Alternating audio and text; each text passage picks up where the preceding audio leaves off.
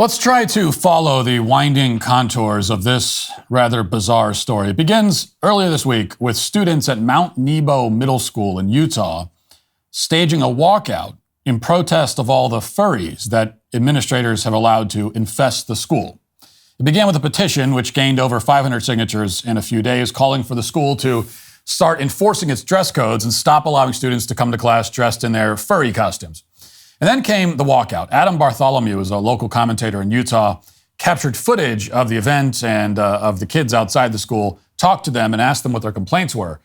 And let's watch a little bit of that. So are they wearing a mask every day? Yes. But every time they go, they're always just wearing a mask. But the principal finally stood up and banned those stuff.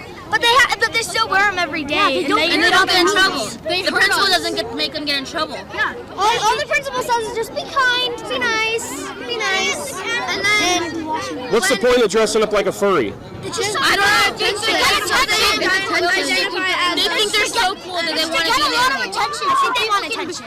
So people can come at them and just look at them and think that they're so cool. Okay. Also, Are you guys going to be in trouble for walking out of school today? No, maybe. We might. If we go back on school grounds, we will get in trouble. Hopefully not. We're standing for our rights. We're standing for what the furries are wrong. This is wrong. They should not be doing Do your this. parents know you guys are out here? Yes. Okay. They attack us. If they bite us and we just kick them, we get in trouble. They attack us. They attack us and we get in trouble. And how else do they attack you guys? They either bite us, they scratch us, they bark pounce on at us. us. They pounce on us. And then they run on all fours and pounce on people. So the furries have gone feral, it seems. They're biting and scratching and pouncing on people. Some of the students have had enough of this behavior. They want to go to school at a school, not at a petting zoo, and that's why they walked out. So that's the story. But then the fact checkers leapt into action to throw cold water on this whole story, or to try to do that at least. Here's the Salt Lake Tribune. Fact check. Nebo School District responds to claims about student protest over furries. A district spokesperson said the protest seemed to be organized after a message sent to families was misinterpreted. Now, what kind of misinterpretation can lead these students to think that there are a bunch of furries in school when there really aren't, supposedly? Like, what could you have said in an email that people would mistranslate as a reference to furries? Well, let's keep reading. Quote, video of middle schoolers walking out of a Nebo School District school in Payson on Wednesday quickly spread in conservative social media circles, with posts claiming the students were protesting because the district was allowing student furries to terrorize other students. Nebo School District spokesperson Seth Sorensen said that claim was false. He also said that students at the middle school are not wearing full-body animal costumes to class as furries, part of a subculture of people who sometimes dress up like animal characters but act like humans are known to do. Dismissing the claim, Sorensen said the Wednesday protest seemed to be organized after a message the school sent to families last week was misinterpreted. The message was sent after a group of students had been targeting another group of students, saying things that were overheard by others that the administrators felt were inappropriate and shouldn't be said, Sorensen said. The group of students being targeted, he added, were students who sometimes come to school wearing headbands that may have ears on them. He said he doesn't think the targeted students necessarily refer to themselves as furries. So the spokesman says that there are no furries. I guess the kids are lying or somehow confused. There aren't any furries, but there might be some kids wearing animal ears to class for whatever reason. And those kids, he says, may or may not identify as furries. It's all a big misunderstanding. But then he goes on to admit that there have been altercations over people being dressing differently, quote unquote. Back to the article, says, in one specific instance, the targeted students were sitting in a corner of the lunchroom eating as a group of friends when others began calling them names and throwing food at them because they were dressed differently, Sorensen told the Salt Lake Tribune on Thursday, providing more details about the situation. After word of the altercation spread, the school sent an initial message to families last Friday stating, quote, we expect all students to be respectful towards each other while we are here at the school. We hope you will treat others how you would like to be treated, the message stated. Outstanding behavior might demonstrate curiosity, understanding, patience, and tolerance. But Sorensen said that he thinks some parents misinterpreted the note, incorrectly taking it as a message that the school was taking the side of a single group, saying, we want you to be this kind of group. But they don't have to be kind to anybody else. Nobody was taking the side of one group or another. He said, what we were saying is everyone needs to treat everyone else with respect. Okay, well, wait a second here. He says that the school isn't taking the side of a single group, quote unquote. But what group are you talking about? I thought that he said that there weren't any furries at the school. Which group is he referring to? I thought the group in question doesn't exist at the school. So what's the fact check here? Is he saying that there are furries at the school, but he's not taking their side? Because that's a different kind of fact check. Is he confirming that there are indeed kids coming to school dressed like animals? This fact check and the dozens of others published by various outlets over the last couple of days who have claimed this is all some right-wing conspiracy totally invented, they've made it seem like the reports of furries were pure unfounded rumor, but that's not quite what you get from the spokesman's own words. And then there's this, quote, on Tuesday, the school sent another message to parents trying to clarify its original note. We have had several parents reach out to us over the past few days regarding rumors that are being spread about behaviors of a small group of students at our school. We hope our efforts to clarify misconceptions should be sufficient, but it seems we still have some misunderstandings. The note went on to quote the Friday message and concluded with an acknowledgement of rumored plans of a walkout protest on Wednesday. Well, there's again a reference to this group of students who, according to the fact checkers, doesn't exist.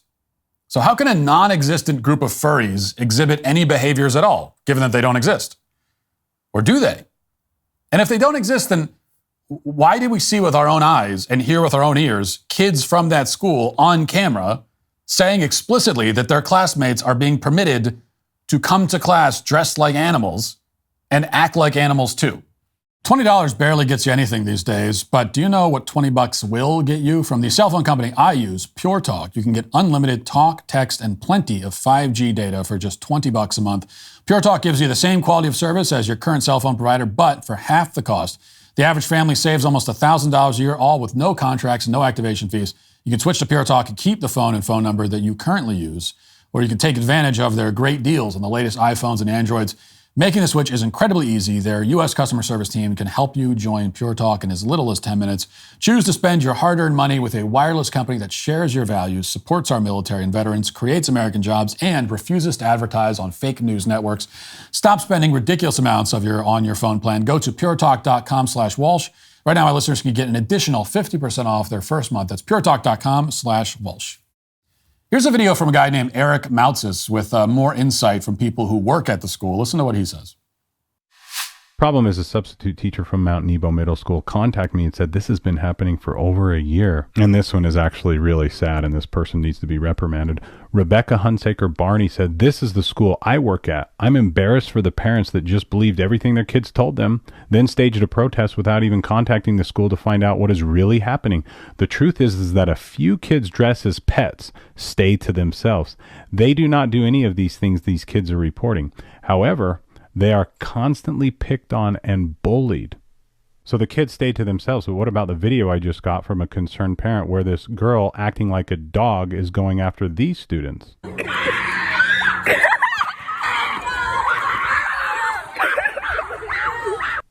This gets even better. Honestly, we had the most wonderful, peaceful day yesterday because most of the troublemakers were out protesting a lie. Really? Because that doesn't look like a lie. The halls were quiet and actually cleaner without them there. This is a teacher at the school. This teacher's supposed to look at these kids in the eye, unbiased, and give them grades. Okay, well, that confirms it then. The furries being in school is not a rumor. It's not misinformation. And the left has been denying that this sort of thing is happening for years. They've claimed that this is all the claims of furries at school and kids coming to school dressed as animals. They've been saying for years that this is a total right-wing myth, completely made up. But here you have a teacher who is on the side of the furries, a teacher who doesn't like the kids who were protesting, admitting publicly that, quote, a few kids dress as pets. And she says that like it's completely normal, like she sees no problem with it, as if it's normal childhood behavior. I don't know about you, but when I went to school, we had precisely 0 kids dressing as pets at school. What?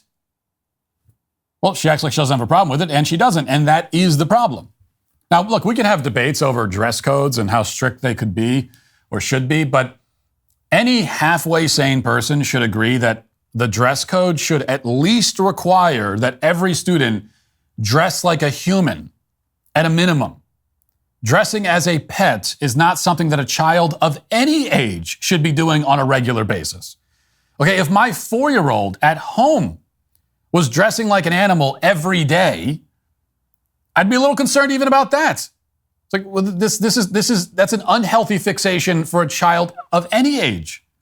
But a middle school age child during school hours? By the way, the same guy, Eric Maltzis, has also obtained these photos of kids at this school dressed in their animal costumes, which you can see here. So we've got some kind of velociraptor lion hybrid thing. And then a bunch of variations of cats, I guess. And I think I see another lizard, or maybe there's a dinosaur back there. Kids are dressing like this at school. They're coming to school in a full-on mask and just walking around the school. Their parents are letting them leave the house in animal masks. Well, this is happening. It has not been debunked. It is real. It's a real thing. But we have not yet gotten to the weirdest part of this story, somehow. The local ABC affiliate decided to provide context by interviewing a furry in costume and referring to the woman as her fictional character's name during this interview. Watch. This is Strudel, a member of the furry fandom. Though they've been a furry for over a decade, they have their own opinions. It's crazy that it's escalated to this point where these kids are being so distracting to their peers that their peers want to stage a walkout. So to have, the next generation kind of muddy our name and not represent it very well, it is kind of disappointing. Strudel believes there should be some limits. Continue doing things you like, continue dressing up, continue making art, but maybe let's keep it outside of school hours.